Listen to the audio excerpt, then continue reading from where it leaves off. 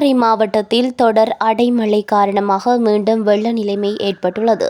மேலும் பல்வேறு இடங்களில் அடைமழை காரணமாக மரங்கள் உடைந்துள்ளதுடன் பலத்த காற்று காரணமாக சேதங்களும் ஏற்பட்டுள்ளன.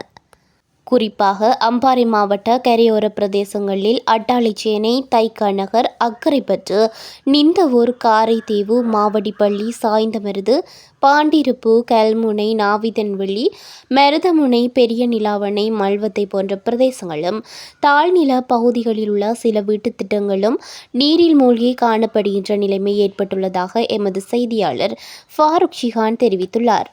மேலும் மேற்குறித்த பகுதியில் பெய்த கனமழை மற்றும் கடும் காற்று அழுத்தத்தால் பொதுமக்களுக்கு கடும் இடையூறு ஏற்பட்டது.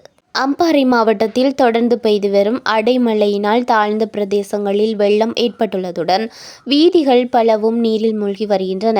மாவட்டத்தில் தொடர்ந்து மழை பெய்து வருகின்றது. இதனால் தாழ்நில பிரதேசங்கள், வீடுகள், வீதிகள் முற்றாக வெள்ளத்தில் மூழ்கக்கூடிய அபாயமும் உள்ளதாக தெரிவிக்கப்படுகின்றது.